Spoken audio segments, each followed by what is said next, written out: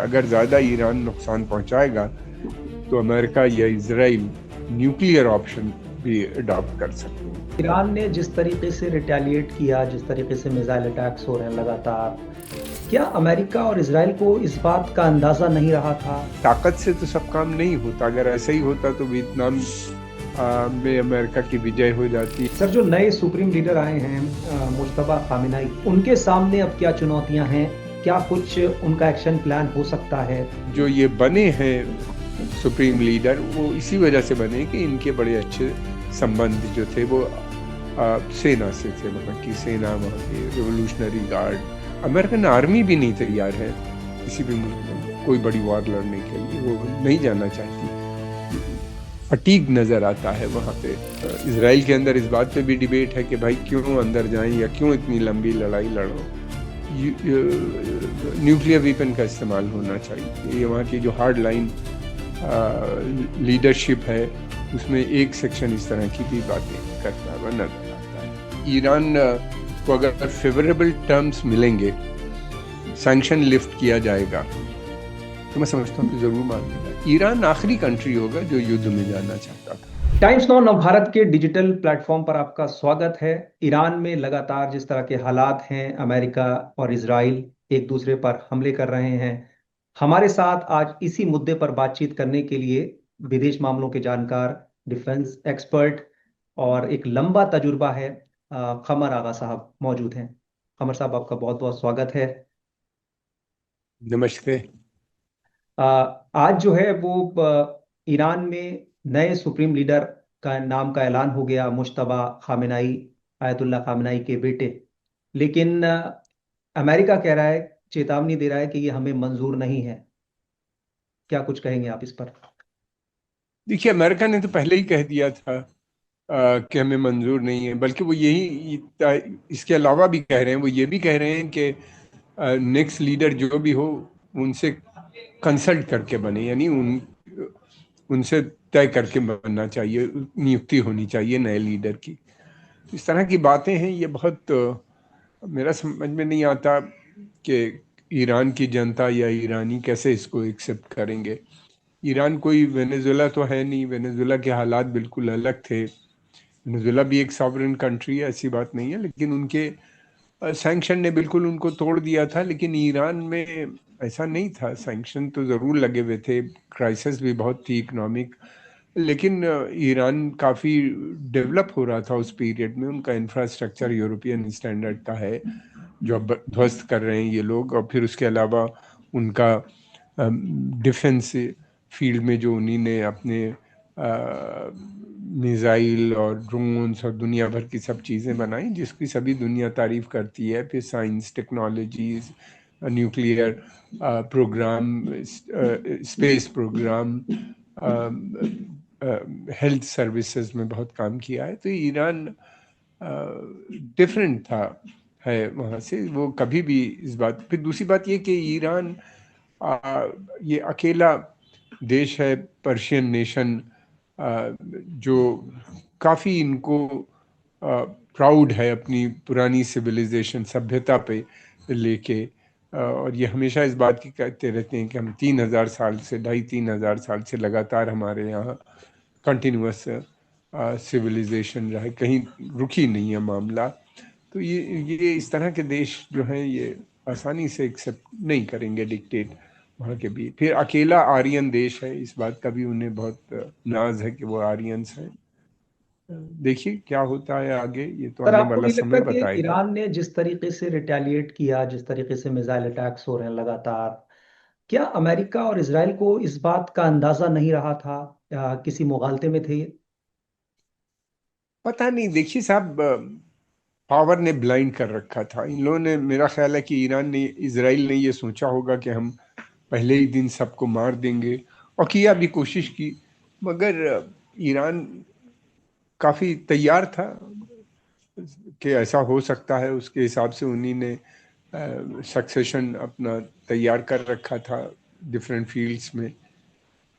दूसरी बात ये कि क्यों नहीं है इस बात का अंदाज़ा था, ये ताज्जुब की बात है। इसी के जून में जो लड़ाई हुई थी पिछले, उसमें भी ईरान ने काफ़ी तबाही की थी तेल अवीव और दूसरी जगहों पे।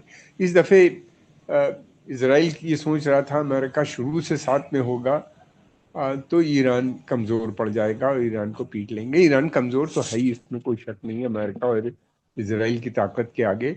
लेकिन ताकत से तो सब काम नहीं होता। अगर ऐसा ही होता तो वियतनाम में अमेरिका की विजय हो जाती, अफगानिस्तान में 22 साल जिन ग्रुप से लड़ रहे थे उन्हीं को सत्ता झेलनी पड़ी। इराक में सत्ता परिवर्तन तो कर लिया, प्रो अमेरिकन गवर्नमेंट नहीं बना पाए। फिर उसके बाद सीरिया में भी हमने देखा पूरा बर्बाद हो गया। फिर लीबिया में भी गद्दाफी तो मर गए, लेकिन सिविल वॉर चल रही है अभी वहाँ पे। तो इस तरह खाली फिर ईरान तो इन सब देशों से ज़्यादा स्ट्रांग है।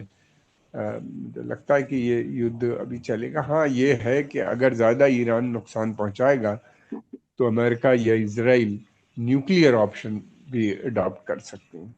अच्छा सर, मिडिल ईस्ट के जो ये मुस्लिम देश हैं, सो कॉल्ड जिन्हें कहा जाता है, ओआईसी के जो मेंबर्स हैं, वो जो नहीं कर पाए वो ईरान ने कर दिया। कैसे ये मुमकिन हुआ? क्या इसके पीछे कोई खास क्या वजह मानते हैं आप? कहा जाता है कि जो ईरानीज होते हैं, जो ईरान में जो अवाम है, जो वहाँ की लीडरशिप है, वो कहीं ना कहीं करबला की जो पूरी एक तारीख है उससे मुतासिर है। क्या ये उसके परिणाम भी हैं? जी, मज़हब बहुत इम्पोर्टेंट रोल प्ले करता है। और अ, ये शिया थियोलॉजी में सफरिंग का एक बहुत बड़ा रोल है, और मार्टिरडम दोनों का, शहादत का भी है। और दूसरी बात ये कि काफ़ी तैयारी कर रखी थी।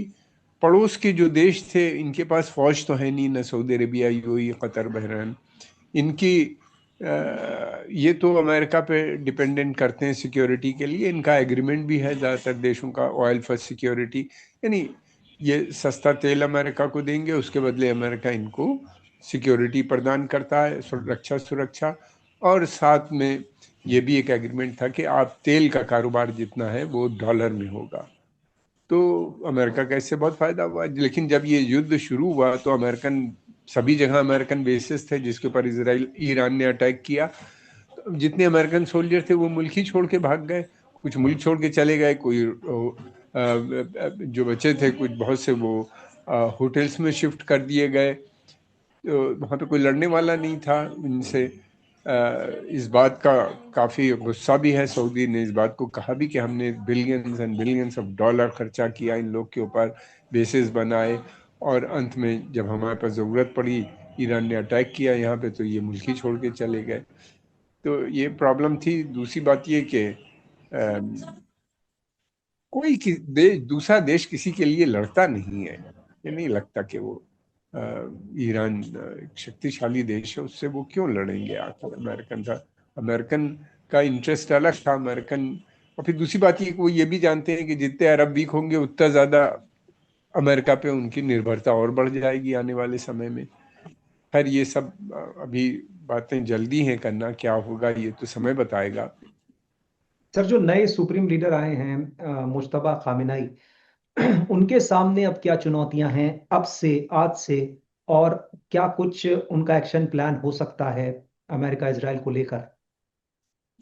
देखिए, मुझे नहीं लगता कि वो अकेले कोई चीज़ डिसाइड कर पाएंगे।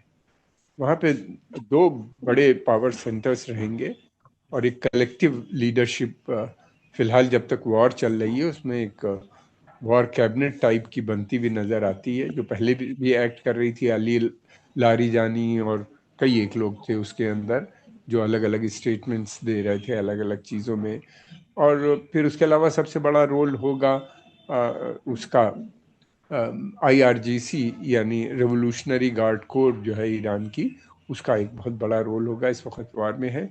और इनका जो ये बने हैं सुप्रीम लीडर, वो इसी वजह से बने कि इनके बड़े अच्छे संबंध जो थे वो सेना से थे। वहाँ की सेना, वहाँ के रेवोल्यूशनरी गार्ड, बसीज मलेशिया, इन सब से इनके काफ़ी, ये उनके कांटेक्ट पॉइंट थे बिटवीन, मतलब सुप्रीम लीडर आयतुल्ला अली खamenei, जिनको इन लोगों ने मारा पहले, और फिर और सेना के बीच में। तो इस वजह से इनके अच्छे कांटेक्ट होने की वजह से इनको लाया गया है।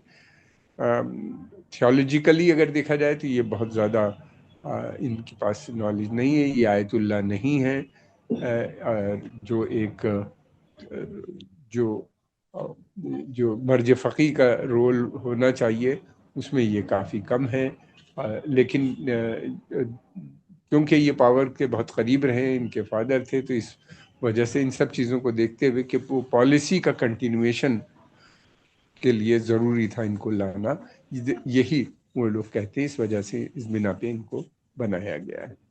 अच्छा सर, ये कहा जा रहा था कि अमेरिका जो है ग्राउंड ट्रूप्स उतार सकता है, ग्राउंड पे ऑपरेशन शुरू कर सकता है। क्या कुछ ऐसी रणनीति आपको लगता है, आपका अनुभव क्या कहता है?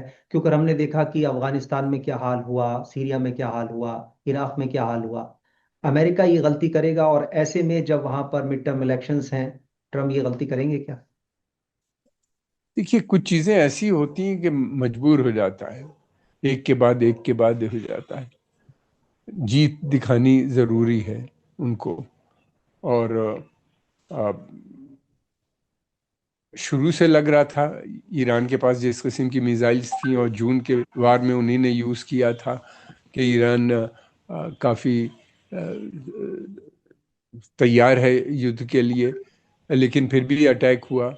और अब ये है कि वो कह रहे हैं कि हम बूट ऑन ग्राउंड सुना, लेकिन एक चीज़ और भी है, अमेरिकन आर्मी भी नहीं तैयार है किसी भी मुल्क में कोई बड़ी वॉर लड़ने के लिए, वो नहीं जाना चाहती। फटीग नज़र आता है वहाँ पे, इसलिए कि इतनी लंबी लड़ाई अभी उन्हीं ने ख़त्म हुई है उनकी, अफ़गानिस्तान में, फिर उससे पहले इराक़ में, दोनों जगह साथ में लड़ रहे थे, बहुत लोग मारे गए, ज़ख्मी बहुत हुए हैं। तो वो लोग अभी फ़िलहाल तो मुझे नहीं लगता कि हाँ, लेकिन ये कुछ स्पेशल ऑपरेशंस में ये भेज सकते हैं अपने ट्रूप्स इन अंदर, जो कि पर्टिकुलर जैसे कि किसी लीडर की हत्या के लिए, या किसी साइंटिस्ट या आईआरजीसी के टॉप कमांडर्स वगैरह के लिए पर्टिकुलर मिशन के लिए अंदर जाएं और निकल आएं।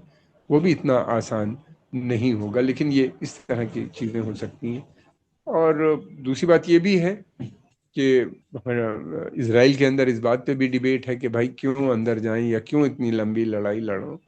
न्यूक्लियर वेपन का इस्तेमाल होना चाहिए। ये वहाँ की जो हार्ड लाइन लीडरशिप है उसमें एक सेक्शन इस तरह की भी बातें करता हुआ नजर आता है। अच्छा सर, भारत की तरफ से बयान आया संसद में, राज्यसभा में, जो है विदेश मंत्री एस जयशंकर ने कहा कि हम जो है मिडिल ईस्ट के पूरे हालात पर नजर बनाए हुए हैं और बातचीत से ही पूरा हल निकलना चाहिए। आप इसको किस तरीके से देख रहे हैं? भारत का क्या रुख और टेक जो है वो किस तरीके से होना चाहिए इस पूरे मामले पर, और जो है वो किस तरह से? देखिए, भारत की पॉलिसी तो शुरू से ये रही है कि बातचीत से मसले हल होने चाहिए। प्रधानमंत्री मोदी जी ने प्रेसिडेंट पुतिन को सलाह भी दी थी कि युद्ध का काल समाप्त हो गया है, और दोनों ही देशों से, ईरान हो या अमेरिका हो, इजराइल हो, तीनों देशों से बल्कि भारत के बड़े अच्छे संबंध रहे हैं और हैं भी, अभी भी हैं। लेकिन इन हमारे साथ युद्ध अगर बढ़ता है और फैलता है क्षेत्र में जिस तरह से फैला हुआ था, वो एक बड़ी संकट का समय हो जाएगा। काफ़ी हद तक उसमें कल से कंट्रोल हुआ है। अगर सिविलियन एरियाज पे भी अटैक होता है अरब कंट्रीज़ में, जहाँ 90 लाख और 1 करोड़ के बीच में इंडियन समुदाय के लोग हैं, तो फिर तो उनको वापसी आना पड़ेगा। और फिर हमारा $200 बिलियन के लगभग बाईलैटरल ट्रेड है, दो पक्षीय ट्रेड है इन देशों से। और फिर उसके अलावा हमारा ये जो लोग वहाँ रहते हैं, काम करते हैं, ये $40 बिलियन के लगभग वहाँ से रेमिटेंसेस भेजते हैं, जो कमाते हैं पैसा भारत आता है उनका। और हमारे यहाँ सऊदी अरेबिया और कतर दोनों ने प्रॉमिस किया है कि वो 100 बिलियन डॉलर इन्वेस्ट करेंगे आने वाले समय में। तो ये सब मुश्किल में आ जाएगा। यूएई से भी इन्वेस्टमेंट भारत में आ रहा है। ये एक बड़ी समस्या भारत के लिए है। इन सब को देखते हुए मैं समझता हूँ कि भारत को थोड़े प्रोएक्टिव इनिशिएटिव भी लेने चाहिए, जैसे कि अकेले अपील के बजाय कुछ और देशों के साथ मिल के भी अपील करें, जो ग्लोबल साउथ के हैं, जैसे ब्राज़ील है, साउथ अफ्रीका है, या इस तरह के और भी बहुत से देश हैं, जापान है, कोरिया है, इन सब के साथ मिल के, अफ्रो एशियन देशों के साथ मिल के अपील की जाए और बात की जाए कि भाई युद्ध रुकना चाहिए, सीज फायर होना चाहिए और बातचीत का सिलसिला शुरू होना चाहिए। अच्छा सर, जैसा कि आपने कहा कि अभी देखा गया कल से जो है वो कहीं ना कहीं हमलों में कमी आई है, लेकिन ईरान के जो आयतुल्ला खामेनेई साहब थे उनको मार दिया गया। जिस तरीके से मारा गया पूरी दुनिया ने देखा, और उसके खिलाफ विरोध प्रदर्शन प्रोटेस्ट पूरी दुनिया में हुए। तो क्या ईरान महज इतने में चुप बैठ जाएगा, जो उसने कहा था कि हम बदला लेंगे?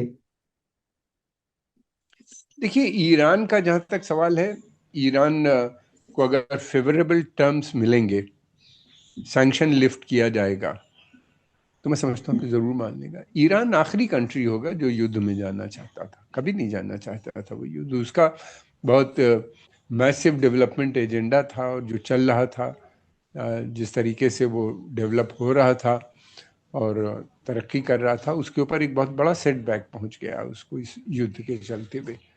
और तो ईरान तो हमेशा तैयार रहेगा कि युद्ध ना हो, लेकिन उसके ऊपर इम्पोज किया गया है, तो अब वो चाहेगा कि जो उसकी टर्म्स कंडीशन है वो भी उसमें एक्सेप्ट हो, तो मेरा ख्याल है तब राजी हो सकता है दोनों तरफ से, तभी बातचीत आगे बढ़ पाएगी। अच्छा सर, एक दो सवाल और लेंगे। ईरान को छोड़ दिया जाए तो बाकी जो मुस्लिम ममालिक हैं, मुस्लिम देश हैं, उनके रुख को लेकर हमेशा से सवाल उठते रहे हैं कि वो जो है कहीं ना कहीं पश्चिमी ताकतों के करीब हैं, और ईरान से उनका कहीं ना कहीं टकराव रहा है। लेकिन अब इस पूरे युद्ध में कहीं ना कहीं वो एक्सपोज भी हुए हैं, और एक तरह की सिंपैथी जो है वो मुस्लिम उम्मा से जो नजर आ रही है वो ईरान के प्रति नजर आ रही है। तो कहीं इस पूरी जंग ने कहीं एक मैसेजिंग भी दी है ये? जी बिल्कुल दिए। देखिए, सबसे पहले ये मैसेजिंग गाजा में हुई थी।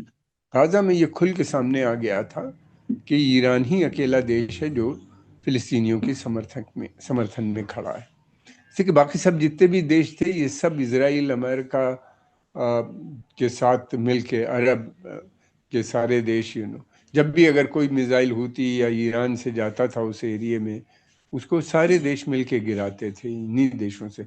जिस पे बाद में उन्हीं ने कहा कि हम नहीं करते थे, बल्कि अमेरिकन बेसिस हैं हमारे यहाँ, अमेरिकन रोकते थे इन मिसाइल्स को। लेकिन कोई कंक्रीट स्टेप इन देशों ने नहीं उठाया, महज कस्टमरी स्टेटमेंट इशू करने का, खंडन करने का। उसके आज़ाद दूसरी बात ये कि इन लोगों के हम देख रहे हैं कि लगातार रिश्ते भी इसराइल से इन सभी देशों के बढ़ते चले जा रहे हैं। कुछ के ओपनली हैं तो कुछ के छिपे हुए हैं।